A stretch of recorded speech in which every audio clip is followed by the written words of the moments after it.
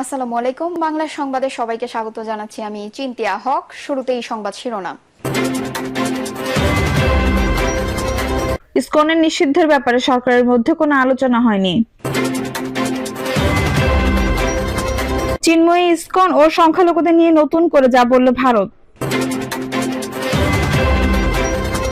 হাসিনার পলায়নের দৃশ্য স্মরণ করিয়ে যে বার্তা দিলেন ফারুকী। সংবাদ সম্মেলনে ইসকন নেতাদের দাবি, চিন্ময়ী বহিষ্কৃত, তার কার্যক্রমের দায় সংগঠনের নয়।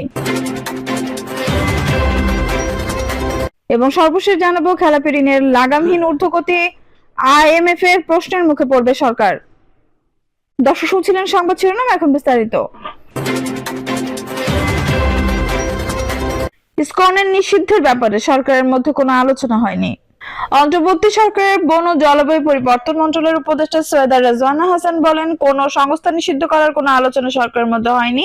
দাবি উঠতে পারে, দাবি নিয়ে মানুষ কর্মসূচিও দিতে পারে। ব্যক্তির অপরাধের সঙ্গে সংস্থার অপরাধকে সরকার জড়িয়ে ফেলছে না। তিনি বলেন, একটি সুনির্দিষ্ট অভিযোগের ভিত্তিতে একজনকে গ্রেপ্তার করা হয়েছে, তার ব্যাপারে একটি আইনি প্রক্রিয়া চলছে। তিনি অভিযুক্ত হতে পারেন, নাও হতে পারেন, সেটি আদালত দেখবেন। রেজওয়ানা হাসান আরো বলেন, পত্রিকায় দেখেছেন ইসকনের পক্ষ থেকে সংবাদ সম্মেলন করে বলা হয়েছে তাদের সঙ্গে যাকে গ্রেপ্তার করা হয়েছে তার কোনো সম্পর্ক নেই। চিন্ময় ইসকন ও সংখ্যালঘুদের নিয়ে নতুন করে যা বলল ভারত। বেড়ে গেছে বলে ভারতের সংবাদ মাধ্যমে ঢালাওভাবে প্রচার করা হচ্ছে। ভারতের বিভিন্ন জায়গায় এই নিয়ে বিক্ষোভও হয়েছে। জানাবে রণধীর বলেন, হিন্দুদের উপর হামলা নিয়ে আমরা বাংলাদেশের সঙ্গে সার্বক্ষণিক যোগাযোগ রাখছি। হিন্দু সহ অন্যান্য সংখ্যালঘুদের উপর হুমকি এবং হামলার বিষয়টি বাংলাদেশ সরকারের কাছে শক্তভাবে সার্বক্ষণিক উত্থাপন করেছে ভারত। এ ব্যাপারে আমাদের অবস্থান পরিষ্কার। সব সংখ্যালঘু নিরাপত্তা নিশ্চিতে যে দায়িত্ব বাংলাদেশ সরকারের রয়েছে সেটি তারা পালন করবে। চিন্ময় দাসকে গ্রেপ্তারের পর চট্টগ্রাম আইনজীবীকে হত্যা করে উগ্র হিন্দুত্ববাদীরা এরপর বাংলাদেশে ইসকনকে নিষিদ্ধ করার দাবি ওঠে। বিতর্কিত কর্মকাণ্ডের কারণে ইসকনকে একটি উগ্রবাদী সংগঠন হিসেবে মনে করা হয়। ভারতের পররাষ্ট্র মন্ত্রণালয়ের মুখপাত্রকে এক সাংবাদিক ইসকন নিয়ে প্রশ্ন করেন। তিনি বলেন, বাংলাদেশ সরকার ইসকনকে উগ্রবাদী সংগঠন আখ্যা দিয়েছে। এ ব্যাপারে আপনার মতামত কি? জানাবে রণধীর জয়সল বলেন, ইসকন বৈশ্বিকভাবে প্রখ্যাত সংগঠন হিসেবে স্বীকৃত। তাদের সামাজিক ক্ষেত্রে অবদান রাখার ভালো রেকর্ড রয়েছে। আমরা বাংলাদেশ সরকারকে আবারও বলবো, সংখ্যালঘুদের নিরাপত্তা নিশ্চিত করুন। তিনি বলেছেন, আমরা চিন্ময় দাসের গ্রেপ্তার নিয়ে একটি বিবৃতি দিয়েছি। আমরা দেখেছি আইনি প্রক্রিয়া চলমান রয়েছে। আমরা আশা করি তার বিরুদ্ধে যে আইনি প্রক্রিয়া চলছে সেটি স্বচ্ছ ও ন্যায় বিচারের ভিত্তিতে হবে এবং তার যে আইনি অধিকার রয়েছে সেটি পুরোপুরি তিনি পাবেন।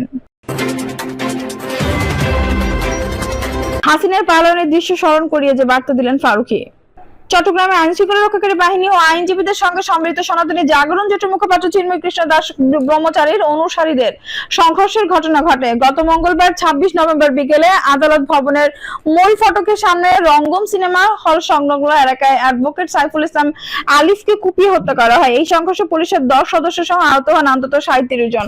আইনজীবী হত্যার প্রতিবাদে বুধবার 27 নভেম্বর চট্টগ্রামের আদালতে কর্মবিরতি ডাক দিয়েছিল আইনজীবীরা। এ বিষয়ে সামাজিক যোগাযোগ মাধ্যম ফেসবুক একটি স্ট্যাটাস দিয়ে আইনজীবী আলিফ হত্যার ঘটনায় ভারতে পালিয়ে যাওয়া আওয়ামী লীগ সভাপতি ও সাবেক প্রধানমন্ত্রী শেখ হাসিনার কথা মনে করিয়ে দিলেন ঢালিউড নির্মাতা ও সংস্কৃতি বিষয়ক উপদেষ্টা মোস্তফা সরওয়ার ফারুকী। সেখানে তিনি লিখেছেন, দেশের ভেতরে বাইরে বসে যারা বিন বাজাচ্ছে বাংলাদেশকে অস্থিতিশীল করার জন্য তাদের কেবল হাসিনার পলায়নের দৃশ্যটা মনে করতে বলবো। ফারুকী বলেন, একই সঙ্গে সবার প্রতি আহ্বান, আমরা যেন একটু সংযমের পরিচয় দিই। চট্টগ্রামে আইনজীবী হত্যার ঘটনায় অপরাধীদের ধরার জন্য আমাদের আইন শৃঙ্খলা বাহিনী যথেষ্ট। আসুন আমরা জাস্ট সজাগ থাকি, এক থাকি। সংবাদ সম্মেলনে ইসকন নেতাদের দাবি, চিন্ময়ী বহিষ্কৃত, তার কার্যক্রমের দায় সংগঠনের নয়। চিন্ময় কৃষ্ণ দাস ব্রহ্মচারী ইসকন বাংলাদেশের কেউ নন। তিনি ইসকন থেকে বহিষ্কৃত, তার বক্তব্য কার্যক্রমের দায় ইসকনের নয়। চিন্ময় কৃষ্ণের কার্যকলাপের জন্য ইসকন বাংলাদেশকে নিষিদ্ধের দাবি যুক্ত নয়।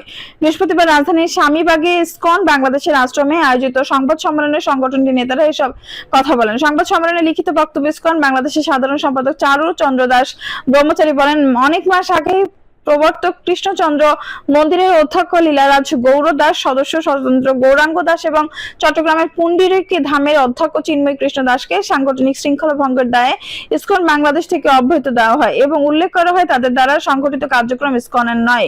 চারুচন্দ্র দাস ব্রহ্মচারী আরো বলেন, সম্প্রতি বাংলাদেশ সম্মিলিত সনাতনী জাগরণ জোটের আন্দোলনকে কেন্দ্র করে ইসকন বাংলাদেশকে নিয়ে মিথ্যা বানোয়াট ও উদ্দেশ্য প্রণোদিত অপপ্রচার ছাড়ানো এক ধারাবাহিক প্রচেষ্টা লক্ষ্য করা যাচ্ছে।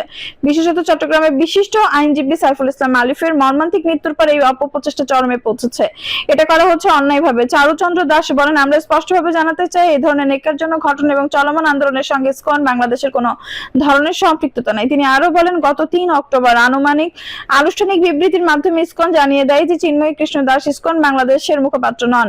তাই তার বক্তব্য সম্পূর্ণ তার ব্যক্তিগত। ইসকন বাংলাদেশের বিরুদ্ধে চলমান মিথ্যা ও বিভ্রান্তিমূলক প্রচারণার সঠিক তদন্ত করে প্রকৃত সত্য উদ্ঘাটন উদ্দেশ্যমূলকভাবে সুনাম ক্ষুণ্ণের সঙ্গে জড়িতদের বিরুদ্ধে কার্যকর ব্যবস্থা গ্রহণ, ধর্মীয় সহনশীলতার বজায় রাখা ও দেশের শান্তি শৃঙ্খলা রক্ষার জন্য যে কোনো প্রকার উস্কানিমূলক কার্যক্রম থেকে বিরত থাকা এবং সমাজে শান্তি, সম্প্রীতি ও স্থিতিশীলতা বজায় রাখতে সবাইকে একযোগে কাজ করার আহ্বান জানান ইসকন বাংলাদেশের সাধারণ সম্পাদক চারুচন্দ্র দাস।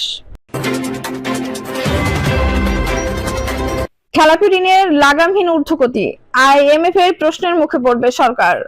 আন্তর্জাতিক অর্থ তহবিলের অন্যতম শর্ত ছিল খেলাপি ঋণ কমাতে হবে, কিন্তু খেলাপি ঋণ তো কমেইনি, উল্টো লাগামহীনভাবে বেড়েই চলেছে। আগামী বছরও খেলাপি ঋণ কমানোর কোনো সম্ভাবনা দেখা যাচ্ছে না, বরং আরো বেড়ে যাওয়ার আশঙ্কা রয়েছে। এমন পরিস্থিতিতে 4 ডিসেম্বর বাংলাদেশে আসছে আইএমএফ এর মিশন।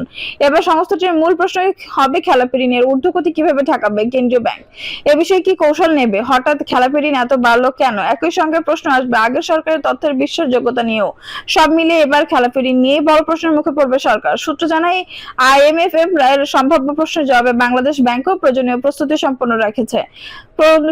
সম্পন্ন করেছে। এবার আইএমএফ এর সামনে গত সরকার আমলে ব্যাংক খাতে লুটপাটের চিত্র তুলে ধরা হবে।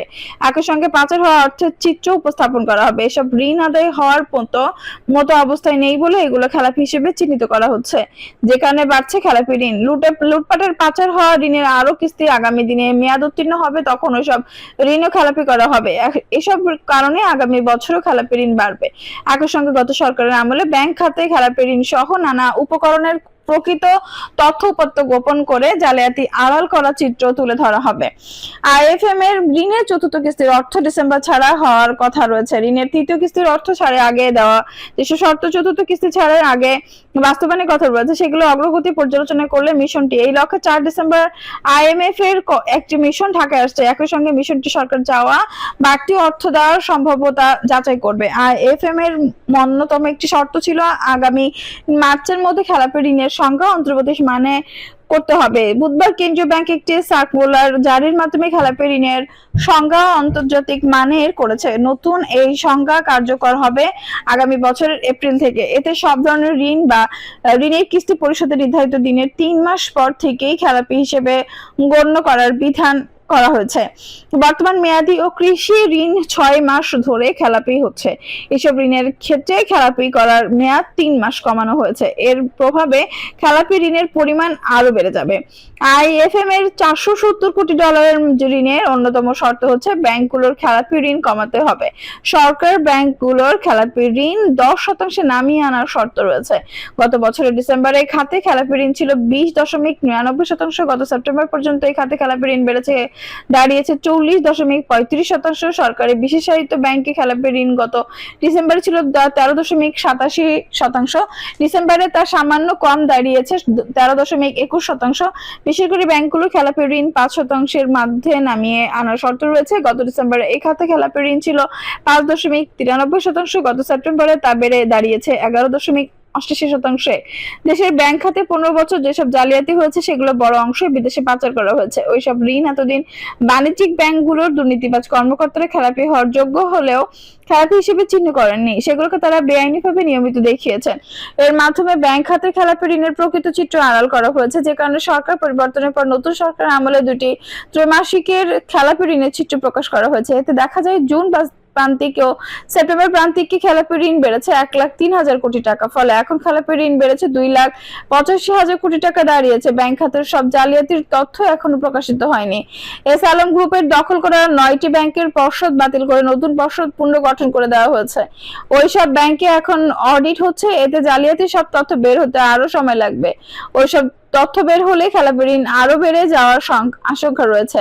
এদিকে ফেব্রুয়ারিতে খেলাপি ঋণ কমাতে কেন্দ্রীয় ব্যাংক রোডম্যাপ ঘোষণা করেছে। এতে সালের জুনের মধ্যে খেলাপি ঋণের হার 8% নিচে নামিয়ে আনার লক্ষ্যমাত্রা নির্ধারণ করেছে সরকার। পতনের আগেও এই লক্ষ্যমাত্রা অর্জন নিয়ে যেমন সংশয় ছিল, তেমনি 5 আগস্ট আওয়ামী লীগ সরকারের পতনের পর ওই লক্ষ্য অর্জন যে একেবারে সম্ভব হবে না তা নিশ্চিত করেছেন সংশ্লিষ্টরা।